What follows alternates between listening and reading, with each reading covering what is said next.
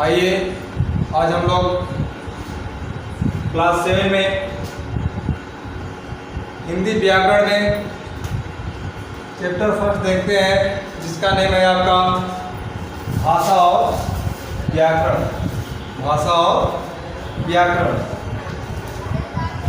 सबसे पहले हम ध्यान देंगे भाषा।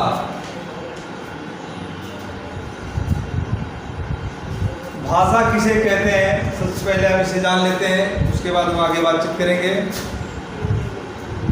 भाषा वह साधन है जिसके माध्यम से हम अपने मन के भाव और विचारों को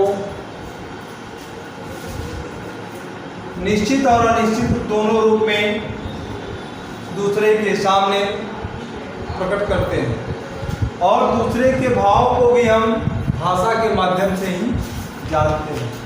कहने का तात्पर्य हमारा यह है कि भाषा एक ऐसा साधन है जिसके माध्यम से हम अपने क्रियाकलापों को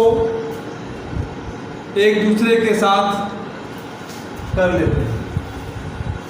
भाषा नहीं होती तो हमें अपने क्रियाकलाप करने में बहुत ही परेशानी होती है, इसलिए भाषा का सबसे महत्वपूर्ण योगदान है। आइए हम लोग देखते हैं भाषा की उत्पत्ति। भाषा की उत्पत्ति। भाषा की उत्पत्ति निश्चित रूप से हमें नहीं मालूम है। संसार में भाषा का उद्भव कब हुआ, कब इसकी पैदाइश हुई, इसका कोई लिखित प्रमाण नहीं है, क्योंकि मनुष्य की सृष्टि में या मनुष्य का जब आगमन हुआ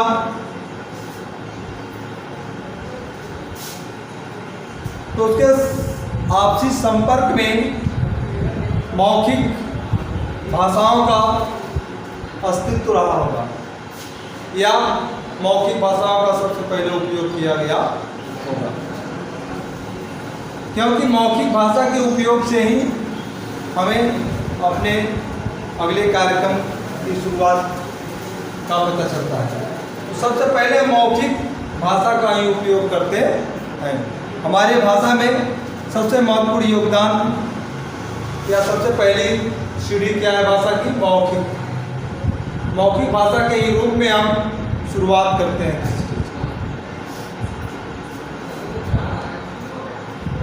भाषा का अस्तित्व निश्चित रूप से हमें पता नहीं है, क्लियर नहीं है, लेकिन हम अपने अनुमान के द्वारा जानते हैं, या वैज्ञानिकों के द्वारा हमें पता चलता है कि भाषा का उद्भव 25वीं सदी 25वीं सदी से 15वीं शताब्दी के बीच माना जाता है। कुछ विद्वानों का कहना है भाषा का उद्भव, भाषा का जन्म 5000 कितना 5000 ईसा पूर्व हुआ था, कहना है, लेकिन यह निश्चित रूप से सेटिस्फाई नहीं है या क्लियर नहीं है। लेकिन इतना तो हम अनुमान लगा सकते हैं, इतना हम जानते हैं कि भाषा का जो मौखिक रूप है, और जब से मनुष्य का आगमन हुआ होगा तब से शुरुआती दौर में ही भाषा का उपयोग मौखिक रूप से किया गया होगा। आइए हम लोग और देखते हैं आगे। आइए हम लोग इसी कड़ी में आगे देखते हैं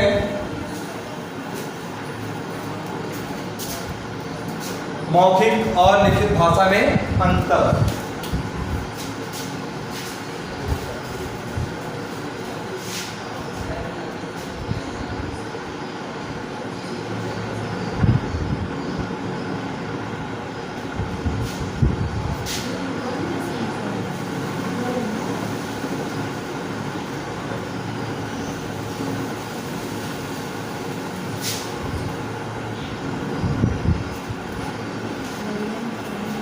मौखिक और लिखित भाषा में क्या अंतर है देखिए।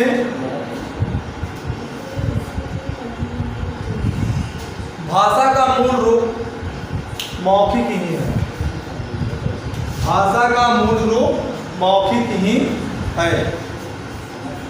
Page number 5, page number 6। Page number 5 हम आपको बता चुके। आइए हम लोग पेज नंबर 6 पर देखते हैं मौखिक और लिखित भाषा में अंतर। तो सबसे पहले हम अंतर ध्यान देंगे। मौखिक रूप जो है भाषा का मूल रूप होता है। कहने का तात्पर्य मूल रूप जिसके जहाँ से हम शुरुआत करते हैं वो हमारा मौखिक रूप होता है। लिखित रूप क्या होता है?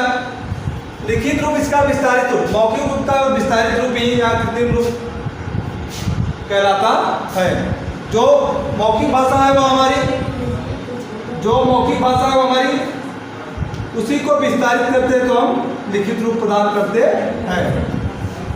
ठीक, नेक्स्ट आपका है जो मौखिक भाषा है वह सहजता से प्राप्त होती है। वह सरलता से प्राप्त हो जाती है क्योंकि जो हम बोलते हैं हम आपस में बातचीत कर लेते हैं, वह सरल रहता है। लेकिन लिखित भाषा क्या होती है? उसमें थोड़ा परिश्रम करना पड़ता है, हमें मेहनत करना पड़ता है, उसको सीखने में हमें प्रयास करना पड़ता है। मौखिक भाषा जो है वह स्थायित्व नहीं होती। मौखिक भाषा का स्थायित्व नहीं होता, जबकि लिखित भाषा का स्थायित्व होता है। क्योंकि मौखिक भाषा जो है बोलकर हम समाप्त कर जाते हैं, लेकिन जो लिखित भाषा है वो लिखी जाती है, उसका स्थायित्व बना रहता है। जब तक चाहे तब तक उसे हम लिखित रूप में रख सकते हैं। मौखिक भाषाओं में मौखिक ध्वनियों का प्रतीक जो होता है, प्रयोग होता है, उसको हम सेटिस्फाई नहीं कर पाते।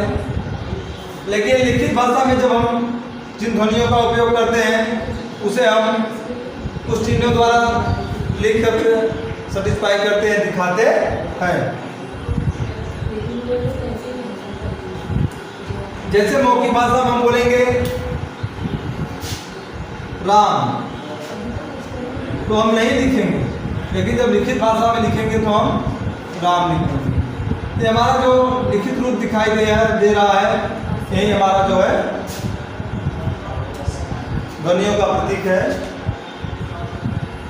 और क्या होता है? मौखिक रूप प्रायः स्थान और काल से बंधा नहीं होता। जो मौखिक रूप होता है, हम जहाँ पे बोलते हैं या जहाँ पे रहते हैं, जिस समय बोलते हैं, वह जो है निश्चित रूप से बंधा नहीं होता, उसका परिणाम, उसका कोई प्रमाण नहीं रह जाता। लेकिन लिखित रूप का जो प्रमाण होता है, जो लिखित रूप होता है, वह जो है समय काल से बंधा हुआ होता है। किस समय काल किया गया है वह दिखाई देता है। भाषा का जो मौखिक रूप होता है वह अनौपचारिक रूप से ही होता है, और भाषा का जो लिखित रूप तो होता है वह अधिकांशतः औपचारिक होता है। समझ पा रहे बात? ध्यान दीजिएगा, जहाँ पे नहीं समझ आएगा फिर से हम आपको बताएंगे। इसी की करंट में आगे देखते हैं व्याकरण। क्या देखते हैं? व्याकरण। तो सबसे पहले हम देखेंगे व्याकरण की परिभाषा। सबसे पहले हम देखेंगे व्याकरण की परिभाषा। व्याकरण की परिभाषा, भाषा की शुद्धता। सबसे पहले हम ध्यान देंगे भाषा की शुद्धता, या किसी भाषा को पूर्ण रूप से बोलने, सीखने तथा उसकी शुद्धता को प्रमाणित करने के लिए हम व्याकरण का उपयोग करते हैं।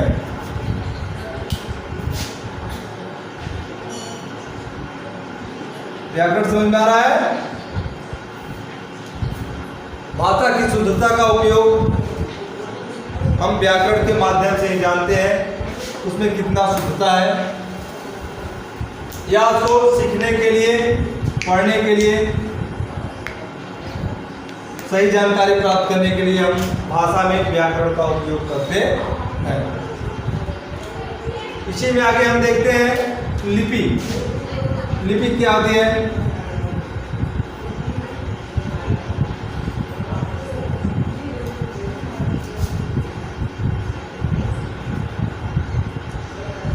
मौखिक भाषा की जिन ध्वनियों को हम बोलते हैं, मौखिक भाषा की जिन ध्वनियों को हम बोलते हैं उसको अस्थायी रूप प्रदान करने के लिए जिन प्रतीकों का प्रयोग किया जाता है, जिन चिन्हों का प्रयोग करते हैं उसे हम लिपि कहते हैं।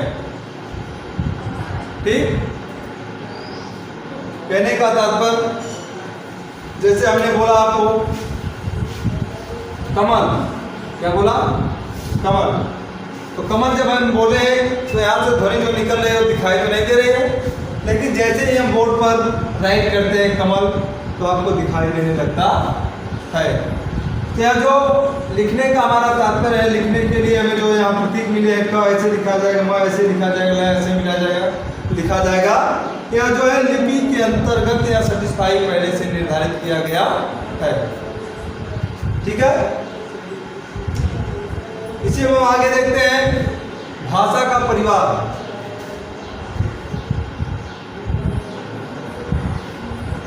भाषा का परिवार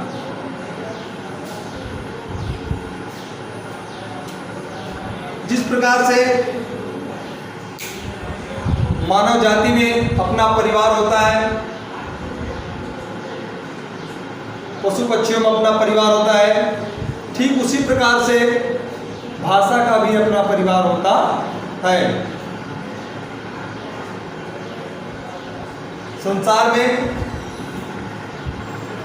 जितनी भाषाएं हैं वह एक परिवार रूप में सम्मिलित हैं, किसी न किसी तरह से जुड़ी हुई है। जैसे हिंदी हो गया, गुजराती हो गया, मराठी हो गया, तेलुगु हो गया, ऐसी कई भाषाएं हैं जो एक परिवार रूप में बनी हुई है कि हम भाषा का परिवार है। जैसे हमारे परिवार में सदस्यों की संख्या होती है, माँ है, बहन है, बेटी है, भाई है, सभी, ठीक उसी प्रकार से हमारे भाषा में भाषा का परिवार भी होता है। परस्पर संबंध रखने वाले भाषाएं जो होती है, किसी एक भाषा को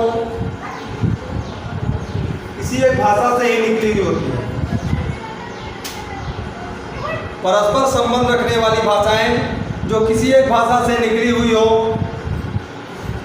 या उसे हम जानते हैं, उसे भाषा परिवार हम कहते हैं। ठीक, इतनी बात समझ में आ रही है? आगे हम देखते हैं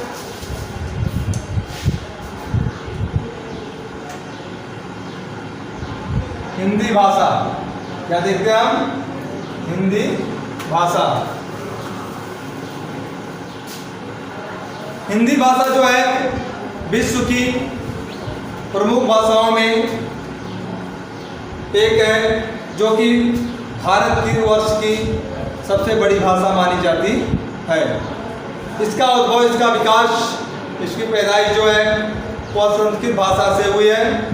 इसकी लिपि जो है वह देवनागरी है। हिंदी भाषा जो है वह संस्कृत भाषा से उत्पन्न हुई है। यह भारतवर्ष में लगभग 2/3 भाग में इसका उपयोग किया जाता है और यह संपूर्ण भारतवर्ष में समझी जाती है, जानी जाती है। जैसे आपका दिल्ली, हरियाणा, राजस्थान, उत्तर प्रदेश, मध्य प्रदेश, उत्तराखंड, छत्तीसगढ़, झारखंड, बिहार आदि प्रांतों में हिंदी का उपयोग, हिंदी भाषा का उपयोग किया जाता है और यह हमारी मातृभाषा के रूप में भी जानी जाती है। हिंदी भारत की राजभाषा ही नहीं, राष्ट्रभाषा भी है। हिंदी जो है भारत की राजभाषा ही नहीं, राष्ट्रभाषा भी है। यह पूरे विश्व में भारत की पहचान इसी भाषा के माध्यम से है। आइए अब आगे देखते हैं व्याकरण का महत्व।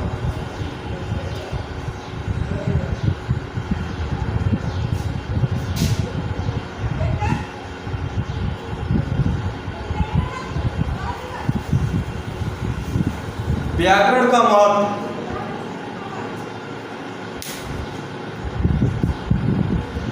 किसी भी भाषा में व्याकरण का सबसे अधिक महत्व होता है। व्याकरण के ही माध्यम से हम किसी भी भाषा के लिए व्याकरण का महत्व सबसे अधिक है, क्योंकि व्याकरण ही भाषा को शुद्ध एवं नियमबद्ध से करने का कार्य करता है। व्याकरण की सहायता से ही हम किसी भाषा को शुद्ध पढ़ना, लिखना, बोलना एवं समझना सीखते हैं। यानी व्याकरण किसी भी भाषा को सर्वोच्च मानक रूप प्रदान करता है। व्याकरण के ही माध्यम से भाषा की सर्वोच्चता प्रदान की जाती है। भाषा की सर्वोत्तमता को हम जानते हैं कि भाषा कैसी है। व्याकरण के ही माध्यम से हमें समझ में आता है, क्योंकि व्याकरण के माध्यम से उसकी शुद्ध अशुद्धि और कैसे लिखा जाएगा, कैसे बोला जाएगा, इसका रूप हम प्रदान करते हैं, यह हमें समझ में आता है। और व्याकरण के साधन के माध्यम से ही हम जानते हैं इसमें क्या शुद्धि है, इसमें हम क्या शुद्धि है, या व्याकरण के माध्यम से ही हम समझ पाते हैं। समझ रहे बात आप? तो सबसे पहले हमें व्याकरण की शुद्धता को जानने के लिए व्याकरण को भी जानना आवश्यक होगा। इसलिए हम इस तरह से आपका यह चैप्टर समाप्त हुआ, जो कि पेज नंबर 5, 6, 7 आप तीनों ध्यान देंगे। जो नहीं समझ में आएगा हम फिर से आपको बताएंगे।